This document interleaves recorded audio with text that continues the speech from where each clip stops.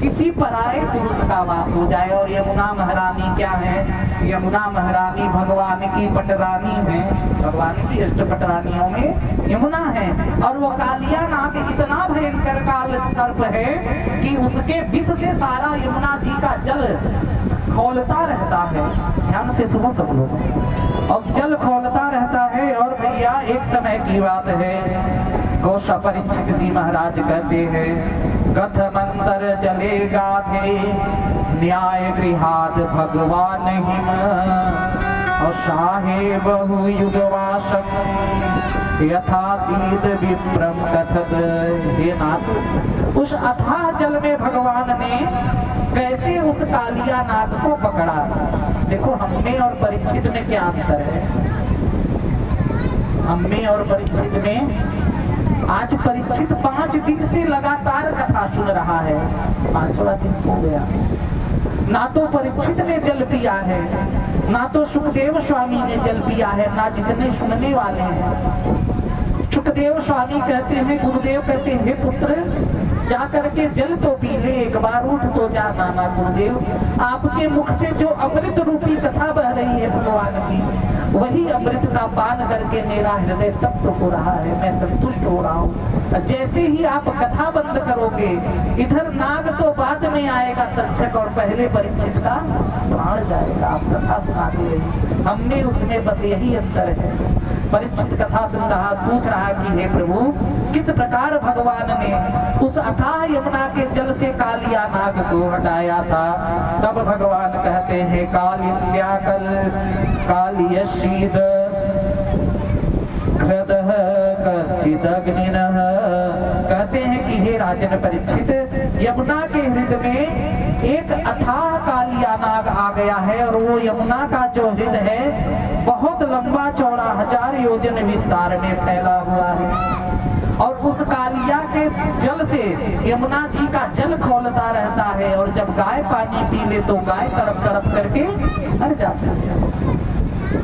और उस यमुना के ऊपर से अगर कोई पंछी उड़ जाए तो पंछी भी तड़प तड़प करके मर जाती है। तो प्रभु उसका उद्धार कैसे हुआ?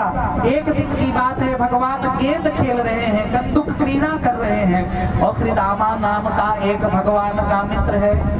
सुदामा और श्रीदामा में अंतर है, ये श्रीदामा है, वो सुदामा है जिनकी कथा कल होगी। और श्रीदामा ने आज गेंद लाई है और पहले ही कर दिया है कि मेरा गेंद खोना नहीं चाहिए, और ठाकुर जी जानबूझ करके उसका गेंद खोने के चक्कर में पड़े हैं। और ठाकुर जी चढ़ गए भाई, जानबूझ करके खेलते खेलते ठाकुर जी ने धड़ाम से गेंद फेंका है यमुना जी के बीच में। और जैसे ही यमुना जी के बीच में गया, श्रीदामा तो मत्था पीट पीट के रोने लगा, अरे कन्हैया तूने मेरा गेंद फेंक दिया, तुझको नहीं पता मेरे बाबा ने कितने मेहनत से गेंद लाया था, मेरी मैया कितनी मेहनत से लाई है। अरे भैया मैं तुझको दूसरा गेंद दे दूंगा। ना ना ना, मुझे वही गेंद चाहिए जो मेरी माँ लाई है। अच्छा तुझे वही गेंद चाहिए, ठीक है मैं वही गेंद लाता हूँ। और ठाकुर जी यमुना जी के किनारे लगे कदम्ब के वृक्ष पर चढ़ गए, और जैसे ही श्रीदामा ग्वाल वालों ने देखा है, सबने हाथ जोड़ लिया, अरे भैया यमुना में मत कूदना। श्रीदामा कहता, अरे लाला मैं तो मजाक कर रहा था, यमुना में मत कूदना, कालिया है, मुझे गेंद ओद नहीं चाहिए। सब इधर रोक रहे हैं, और सबके देखते देखते भगवान धड़ाम से यमुना में कूदे, और कूद करके भगवान सीधे जहाँ कालिया नाग है वहां पहुंचे हैं। और जैसे ही कालिया नाग के पास पहुंचे हैं भैया, नाग पत्नियों ने जब देखा है भगवान को तो बड़े आश्चर्य में हो गई। नाग पत्नियों ने जब देखा तो नाग पत्नियों ने बड़ा आश्चर्य माना कि अरे ऐसा कौन बालक, और अत्यंत सुंदर बालक। लेकिन डरती है, सोचती है कि इस बालक को गोद में लेकर के खिला ले, लेकिन डर रही और कह रही, अरे लाला तुझे पता नहीं यहाँ मेरा पति रहता है, और वो बड़ा क्रोधी स्वभाव का है, और जैसे ही वो जाग जाएगा तो वो तुझे जिंदा नहीं छोड़ेगा, जल्दी से यहाँ से चला जा। भगवान कहते हैं, अरे नाग पत्नियों मैं तो तेरे पति से ही मिलने आया हूँ, जल्दी से अपने पति को को जगा दे, इधर बात हो रहा है और उधर कालिया जागा है। और जैसे ही कालिया जागा है भैया, फुफकार मार करके कालिया ने भगवान को अपने पास में जकड़ लिया और पास में जकड़ करके भगवान के ऊपर विष छोड़ना शुरू किया। आज तक भगवान सुंदर थे और जैसे ही कालिया का विष पड़ा, भगवान का कलर बदल गया, रंग बदल गया और भगवान का नाम हो गया श्याम सुंदर। बोलिए श्याम सुंदर भगवान की। इधर श्याम सुंदर भगवान का कलर हुआ है। भैया नाग पत्नियां जो है भगवान कालिया के फन पर नाच रहे हैं ताता थैया करके। और उधर जैसे यशोदा मैया को पता चला, यशोदा मैया दौड़ी दौड़ी आई और सबके देखते देखते मैया कह रही है, सब पकड़ लेना चाहते हैं लेकिन मैया कालिया दह में कूद जाना चाहती है। ग्वाल वाल पकड़े और माँ गा उठती है। बड़े भाव से गाइए।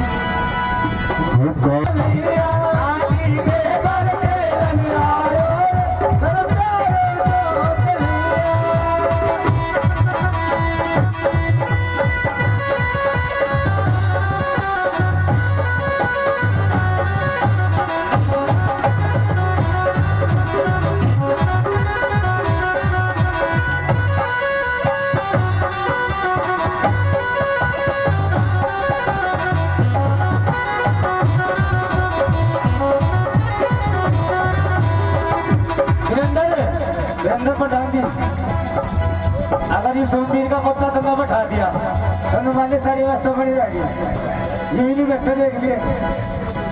अच्छा ठीक है।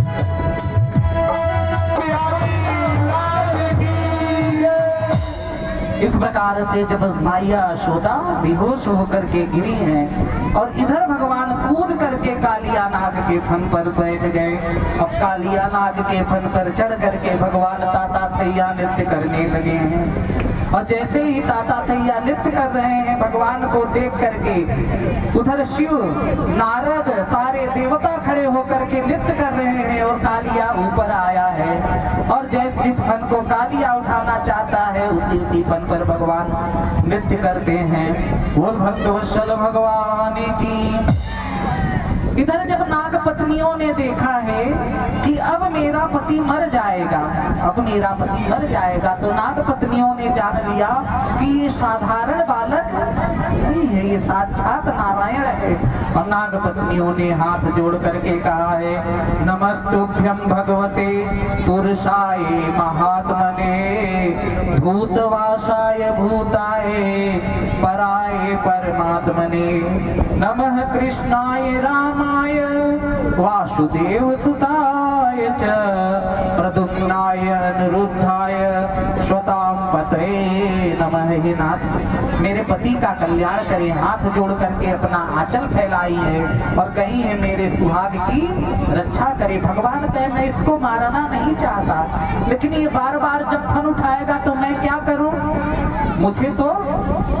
तब उसका ध्यान से अब सुने, उस कालिया नाग ने हाथ जोड़ा है और कहा है, हे प्रभु मेरे एक प्रश्न का जवाब दे दो। बोले क्या प्रश्न है? बोले प्रभु मेरे एक, ध्यान से पीछे वाले भी सुने कालिया क्या पूछता है। कहता है, हे प्रभु ये बताइए इस जगत को किसने बनाया है? तो बोलते हैं भले इस जगत को मैंने ही बनाया है। भ्रिकुट विलासी सृष्टि लय की ना, मैं ही सृष्टि का सृजन करता हूँ, मैं ही सृष्टि का पालन करता हूँ और मैं ही सृष्टि को लेकर देता हूँ। तो हे प्रभु इस जगत में इन मानवों को किसने बनाया है? सारे जगत के मानवों को मैंने बनाया, पशु पक्षी जड़ चेतन जग जीव जत सबको मैंने बनाया। तो क्या प्रभु सर्पों को किसी दूसरे ने बनाया है? अरे मूर्ख, जब मैं कह रहा हूँ कि सबको मैंने बनाया है तो सर्पों को भी मैंने ही बनाया है। तो हे नाथ जब आप हमको बनाए थे तो लगता है सर्पों के अंदर विष कोई दूसरा डाल दिया है। भगवान कहे मूर्ख, जब मैंने बनाया तो विष मैंने ही डाला। तो हाथ जोड़ लिया प्रभु से और हाथ जोड़ करके कहता है कि हे प्रभु ये बताइए जब आप हमको बनाए तो विष क्यों डाल दिए? हमारा तो स्वभाव ही क्रोध का चुका है, हम तो अपनी रक्षा के लिए फुफकारते हैं। और अगर विष की जगह 2 बूंद अमृत डाल देता तो आज जहां हम निकलते हैं लोग हमारा मुंह कूच कूच के हमको फेंक देते। अगर थोड़ा कुछ अमृत डाल देते तो लोग हमको गले में लगा करके घूमते। भगवान निरुत्तर हो गए और भगवान ने कहा, अरे कालिया, मैंने तुझे बनाया है तो तेरे रहने का स्थान बनाया है, वहां जाकर रह। कालिया कहता है, प्रभु वहां भी मैं नहीं रह सकता। क्योंकि आपके द्वारा आपके जो वाहन गरुड़ देव है वो हमें खा जाएंगे, इसलिए उनके डर से मैं यहाँ आ गया हूँ। यहाँ ऋषि के श्राप से गरुड़ नहीं आते। सौभिर नाम के ऋषि के श्राप से यहाँ गरुड़ नहीं आते। हे कालिया, आज से तेरे थन पर मेरे चरण के चिन्ह बन गए हैं। जो शेष का नाग होते हैं उनके थन पर भगवान के चरण के चिन्ह होते हैं। जा, मैं तुझे अजय करता हूँ। आज से मेरे वाहन गरुड़ से तुझे कष्ट नहीं होगा। इधर भगवान उतर के गए हैं और उधर कालिया लौट करके गया है। लेकिन ब्रजमंडल इतना सुंदर है, इतना सुंदर है कि कालिया से भगवान ने कहा कि कभी मुड़ करके मत देखता। लेकिन जब लास्ट में पहुंचा है तो एक बार मुड़ करके कालिया ने देखा। आज भी वहां पत्थर के रूप में वो कालिया। बोल भक्तवत्सल भगवान की। इस प्रकार भगवान ने यमुना का उद्धार किया और यमुना का उद्धार करके भगवान ने नाना प्रकार की लीलाएं करी। अब आगे भगवान जो है रास लीला के लिए भगवान का मन हुआ है। एक दिन की बात है, भगवान ने वेणु निनाद किया है। वेणु जानते किसे कहते हैं? भगवान ने वेणु बनाया है। वरहा पीड़म नटवर वपुः कर्णयो कर्णकारम अभिप्रदवाश कनक कपिशम वैजयंती च मालाम रंधान वेणुरधर सुदया पूरयन गोप वृंदई वृंदावनम स्वपद रमणम प्राभिसत गीत कीर्ति भी। भगवान ने वेणु निनाद, वेणु मतलब बंसी बजाई है और उस बंसी की आवाज केवल उन्हीं गोपी के कानों में जा रही है जिन गोपी को भगवान रास में बुलाना चाहते। सारी गोपियों के कान में, सबके कान में वो वेणु निनाद नहीं गया है। और इधर गोपियों ने माता कात्यायनी का व्रत किया है शरद ऋतु में। और जो है गोपियां सुबह जाती हैं, प्रातः काल स्नान करती हैं और स्नान करती हैं। लेकिन गोपियां गलती क्या करती हैं? यमुना जी में भोर में निर्वस्त्र स्नान करती हैं। किसी भी पवित्र नदी में, यहाँ तक कि अपने बाथरूम में भी पूरे कपड़े उतार के स्नान नहीं करना चाहिए। जल के देवता वरुण का वो होता है। 10 मिनट में कर दो। बोल भक्त, आप लोग हमारे योगी जी को खुश रखेंगे तो हम आपको खुश रखेंगे, तो हमेशा खुश रखा करो। बोल भक्त वत्सल भगवान को। इस प्रकार से गोपियों ने यमुना जी में निर्वस्त्र स्नान किया है। भगवान ने उनका चीर हरण किया है और चीर हरण करके भगवान ने गोपियों को समझाया कि कभी पवित्र नदियों में इस प्रकार से स्नान नहीं करना चाहिए।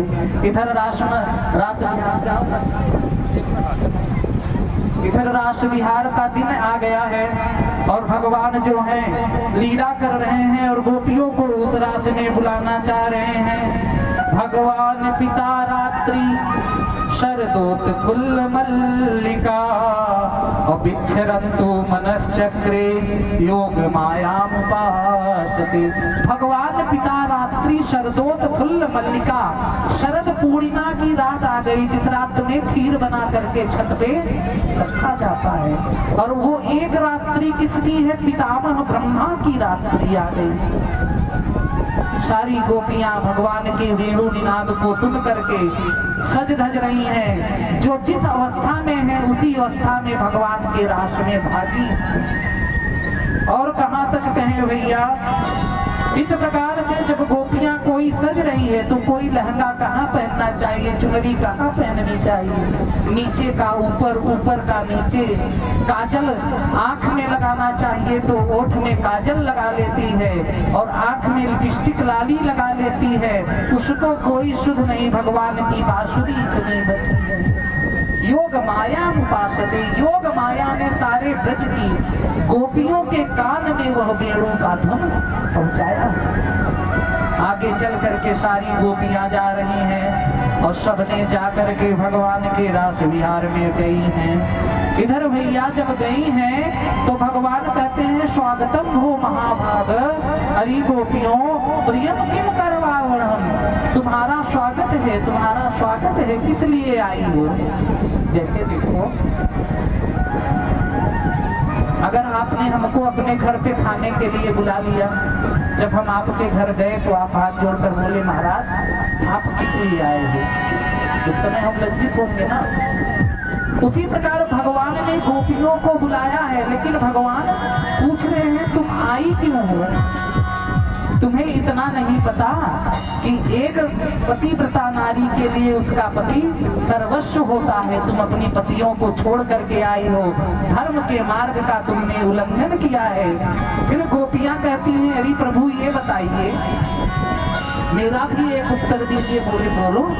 बोले एक पति है, वो परदेश कमाने जा रहा है, उसने अपना एक चित्र दे दिया है अपनी पत्नी को और चित्र दे करके कहा है कि जब तक मैं नहीं आता इसी चित्र को मुझे मान करके इसमें पूजा करना, पा इसको भोग लगा करके तब पाना, इसी में ही मेरा दर्शन करना।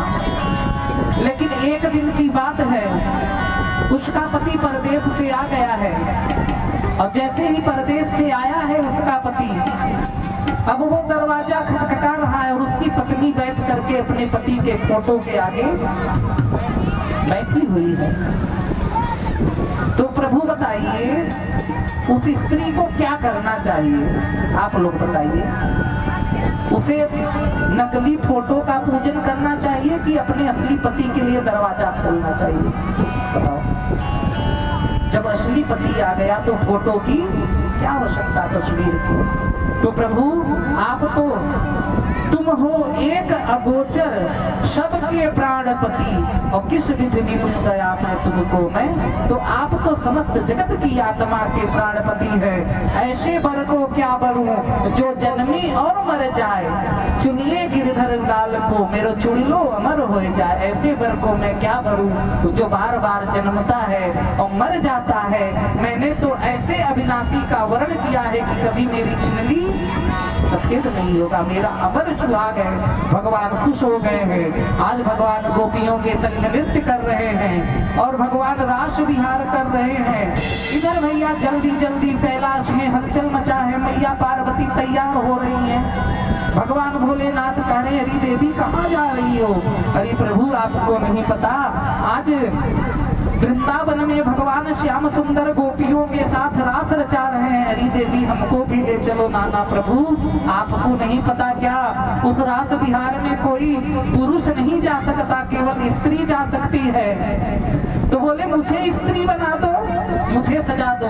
आज मैया ने भोले बाबा को सजा दिया पूरा नारी रूप में, खूब चूड़ी बिंदी चुनरी लहंगा पहना दिया, बाबा का मुख ढक दिया और बाबा भी घूंघट करके ठुमुक ठुमुक करके उस रास विहार में जा रहे हैं। मन से सोचो कि आप भी उसी रास विहार में हो और आइए हम लोग भी भोलेनाथ के साथ में उस भगवान के दिव्य रास विहार में प्रवेश करते हैं, जहाँ भगवान अनंत कोटि गोपियों के साथ रास कर रहे हैं। बड़े भाव से सब लोग रास विहार में चले।